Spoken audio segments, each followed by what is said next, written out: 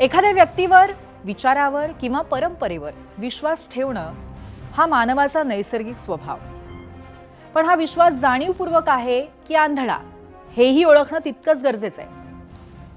जेव्हा माणूस आपल्या विचारांवरचा ताबा सोडतो, प्रश्न विचारणं थांबवतो, स्वतःला हरवून बसतो आणि डोळ्यासमोर सूर्यप्रकाशासारख्या स्पष्ट गोष्टी दिसत असतानाही डोळे मिटून बसतो, तेव्हा असते ती अंधश्रद्धा.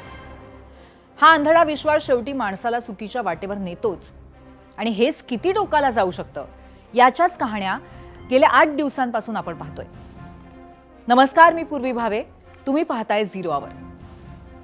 अशोक खरात प्रकरणामध्ये रोज नवनवीन खुलासे होतात आणि ते कालपेक्षा जास्त भयानक आणि मन सुन्न करणारे असतात. आजचे अपडेट्स ऐकूनही तुम्ही कपाळावरती नक्की हात मारून घ्याल.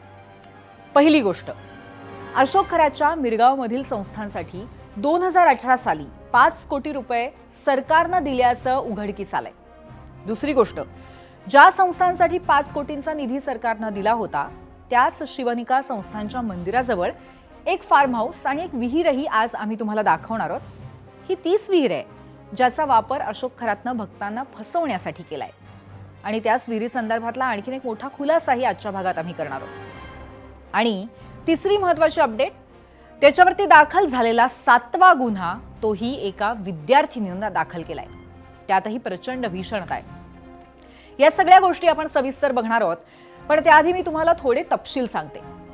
गेल्या 8 दिवसांमध्ये अशोक खरातवरती 7 गुन्हे दाखल झालेले आहेत. त्यापैकी 6 महिला आणि 7वा गुन्हा या प्रकरणातल्या एका साक्षीदाराचा आहे. कालचा विधिमंडळामध्ये मुख्यमंत्र्यांनी दिलेल्या माहितीनुसार प्रकरणातील पीडित महिलांशी संपर्क साधला जातोय, त्यांचं समुपदेशन केलं जात आहे आणि त्यानंतर त्यांच्याकडून गुन्ह्यांची नोंद होतीये.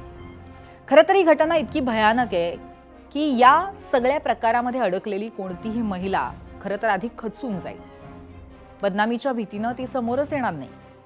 मग तिने कितीही मन घट्ट करून उभं राहण्याचा प्रयत्न केला तरी तिचं पाऊल पोलिसांपर्यंत जाण्याची शक्यता तशीही कमी होते.